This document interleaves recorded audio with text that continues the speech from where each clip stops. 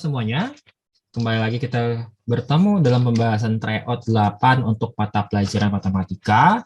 Di sini kita akan lihat lagi pembahasan untuk tryout 8, Timbul Genius. Kita akan mulai dari nomor 1 sampai nomor 15. Seperti apa pembahasannya? Silakan disimak baik-baik ya. Kita akan mulai dari soal nomor 1. Kita mulai, oke ya. Ini adalah suatu persamaan, kemudian dia dikatakan mempunyai solusi tunggal. Jumlah semua nilai P yang memenuhi adalah, katanya berapa. Nah, sekarang coba kita perhatikan baik-baik.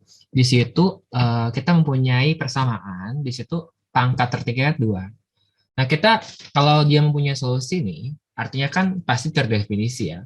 Nah, berarti saya bisa kalikan ke atas seperti ini. Begini, awalnya kan seperti ini dia. Nah, terus saya bisa kalikan ke atas. Ini menjadi PX kurang 2P. Langsung dikalikan ke atas. Kemudian kita akan rapikan, kumpulkan koefisien yang X dan yang konstan. Jadi kita punya gini, min 3X min PX plus 3 plus 2P. 0. Terus kita kelompokkan, kita punya seperti ini. Min 3 min PX tambah 3 plus 2P. Kemudian perhatikan kata-katanya. Mempunyai solusi tunggal. Nah, solusi tunggal itu kan berarti akan dibawa ke diskriminan. Diskriminannya itu tentu saja berarti 0. Ya. Karena diskriminannya 0, solusi tunggal itu berarti diskriminannya 0. Nah, D-nya berapa? D itu kan B kuadrat kurang 4AC. Berarti kita punya B kuadrat dikurang 4AC. Nah, kita rapikan, kuadratkan, dan seterusnya nanti dapat persamaan kuadrat dalam P ya. Kita punya 9 ditambah 6P ditambah P kuadrat dikurang 12 dikurang 8P. Kemudian kita dapat P kuadrat di 6 kurang 8 negatif 2P, terus dikurang 3. Nah, apakah perlu difaktorisasi? Enggak juga, karena kan dia pasti punya 2 akar, kan? P1 sama P2. Dan karena dia mintanya itu jumlah semua nilai P, dengan aturan teorema Vita, kita punya P1 tambah P2 adalah negatif P per A. Begitu, adalah 2. Jadi jawaban yang tepat adalah 2, yaitu opsi yang E. Oke, berikutnya. Diketahui suatu fungsi kuadrat. Nah, sifat-sifatnya itu ada 3. Pertama, dia itu fx-nya lebih dari sama dengan 0 untuk semua bilangan real. Sementara bentuk yang kedua itu ini membantu nih. Nah, F1 itu 0. Ingat, kalau F1 itu 0, berarti kan Y-nya 0 nih. Y0, begitu kan? Y0 itu kan berarti sama aja dengan titik potong dengan sumbu X. Tetapi dia juga mengatakan bahwa fungsi ini paling kecilnya itu 0 gitu. Nah, artinya apa? Secara grafik yang paling mungkin berarti kalau ini sumbu X begitu. Nah, grafik kita itu akan seperti ini dia. Gini, dan dia itu nempel. Nah, di sini. Yang ini nilainya itu adalah si 1,0 gitu. Nah, berarti ini sumbu X-nya ada di sini berarti ceritanya gitu ya. Sumbu Y-nya. Nah, gitu. Nah, sekarang bentuk umumnya kan ini udah kelihatan ya, karena sekaligus dia itu minimal di sana dan itu juga merupakan titik potong sama sumbu X, ya kita bisa lihat berarti ini sebenarnya adalah titik puncak. Sementara persamaan parabola, fungsi kuadrat kan parabola ya, yang diketahui titik puncak itu kan adalah Y dikurang Q sama dengan A kali X kurang P kuadrat. Dengan si PQ itu adalah titik puncak. Nah, karena dia titik puncaknya itu 1,0, saya tinggal substitusi. Berarti Y dikurang 0, A, X kurang 1 kuadrat. Atau Y, A, X min 1 kuadrat. Nah, kemudian yang ini berguna yang ketiga. Dia itu melalui ini nih. F2 itu 2, artinya ketika 2 di sini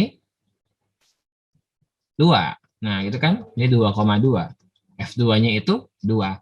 Ya, kamu tinggal masukkan saja. Berarti ketika di titik 2,2, dia pasti memenuhi 2 sama dengan A, 2 kurang 1 kuadrat, atau kita dapat nilai A-nya adalah 2. Nah, substitusi balik, kita dapatkan akibatnya si fungsi kuadrat kita itu adalah 2 kali X kurang 1 kuadrat, karena melihat dari bagian di sini nih. Nah, gitu. Nah, kemudian pertanyaan tinggal dilanjutkan lagi kan, berapakah F0 ditambah F4? Tinggal kita hitung saja. Berarti F0 adalah 2 dikali 0 kurang 1 kuadrat min 1, berarti hasilnya adalah 2. F4 adalah 2 dikali 4 kurang 1 kuadrat, 3 kuadrat 9 kali 2, 18. Sehingga totalnya adalah 20. Jadi jawaban yang tepat adalah yang D. Soal nomor 3. Cos 2x ini adalah persamaan trigonometri ya.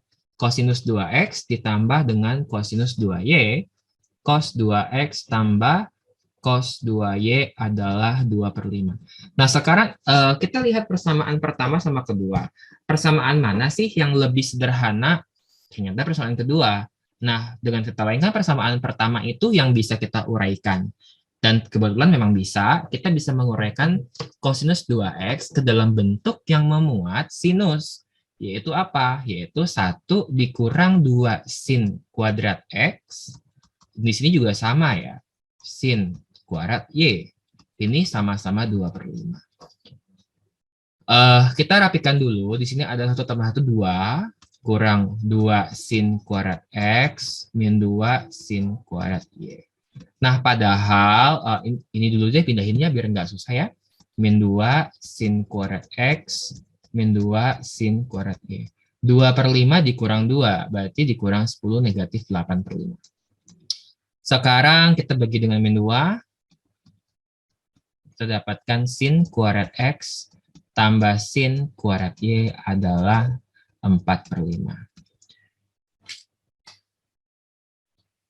Kemudian, si sin X-nya itu kan 2 sin Y dari persamaan kedua ya.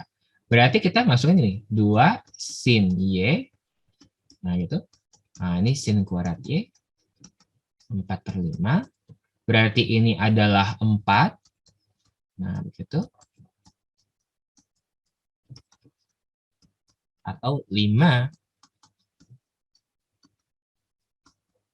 Lanjutkan lagi, berarti sin kuadrat Y-nya adalah 4/25. Nah, sekarang kan kalau diakarkan ada plus minus tuh. Nah, kita berangkat dari informasi di sini. Y-nya itu lebih dari pi. Y-nya lebih dari pi. Artinya kan kalau lebih dari pi ya, berarti kan dia bukan kuadran 1, bukan kuadran 2 kan. Pasti kuadran 3 atau kuadran 4, ya kan? Lebih dari pi. Karena kita konteksnya 4 kuadran ya. Otomatis kalau Y-nya lebih dari pi, pasti sin Y-nya itu bernilai negatif gitu.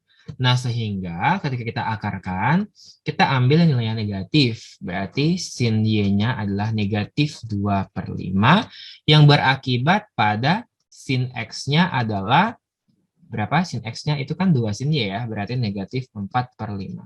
Nah, kembali lagi, dia minta 3 sin X dikurang 5 sin Y. 3 sin X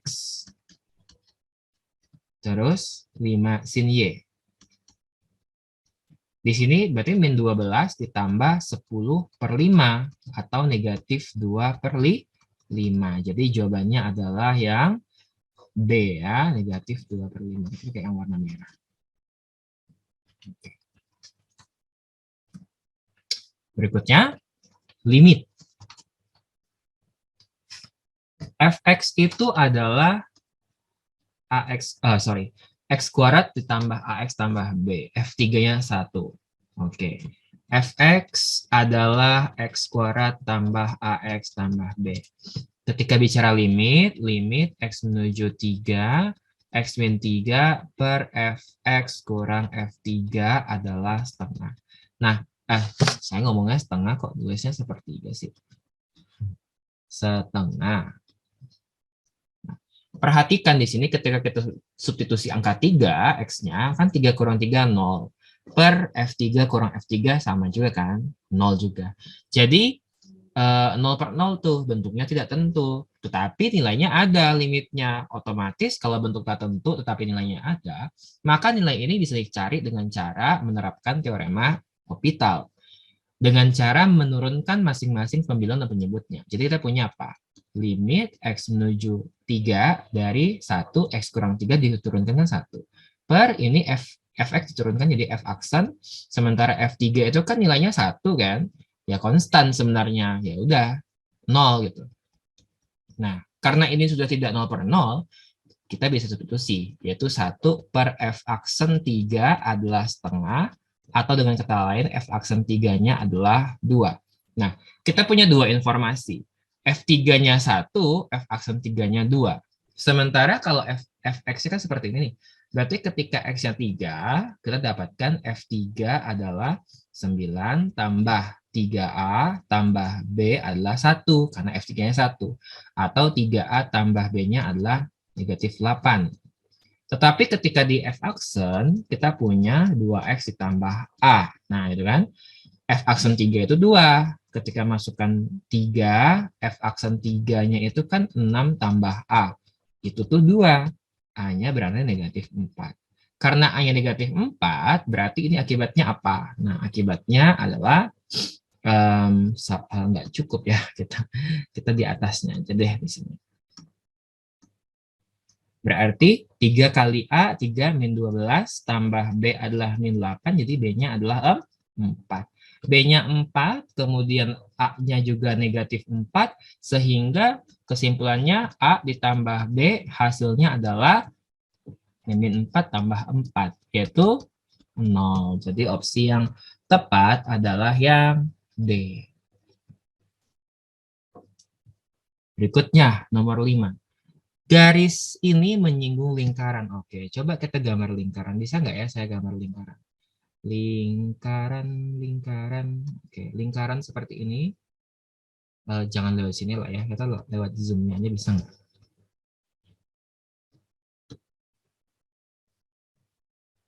Nah, ini lingkarannya. Nah, gitu. Lingkaran. Kemudian ada pakai warna kuning. Putih aja. Lingkaran. Kemudian kita ada garis. Garisnya random begitu. Anggaplah ini garisnya begitu ya. Y sama dengan MX tambah B. Kemudian ada ini X kuadrat tambah Y kuadrat 1. Nah, kalau lingkaran menyinggung garis, kan berarti titik pusatnya itu kan jarak titik pusat ke garis itu adalah jari-jarinya. Jadi ini jari-jarinya ini segini, begitu. Yaitu tegak lurus, begitu, karena kan menyinggung kan. Nah, berarti kita bisa cari aja titik pusatnya ke jarak titik pusat ke garis sama dengan jari-jari. Kalau persamaan lingkarannya seperti ini, tentu saja titik pusatnya adalah 0,0 dan jari-jarinya 1. Jadi kita pakai teorema Hess gitu ya. Teorema Hess mengatakan bahwa jarak dua titik T ke garis G itu adalah gini. AX1 tambah BY1 tambah C per akar A kuadrat tambah B kuadrat. Dengan konteks T-nya itu adalah titik X1, Y1, G-nya itu persamaan garis AX tambah BY tambah C sama dengan 0. Nah, sekarang ceritanya kan jari-jari tuh. Jari-jarinya berarti kan adalah jarak dari titik pusat ke garis gitu. Jari-jarinya kan 1, sementara jarak dari titik pusat ke garis itu kan pusatnya kan 0,0. Garisnya itu kan Y sama dengan MX tambah B. Berarti kalau Y sama dengan MX tambah B, bisa saya rapikan mx dikurang y tambah b sama dengan 0. Nah, biar kebentuk umum kan. Nah, kita substitusilah dia.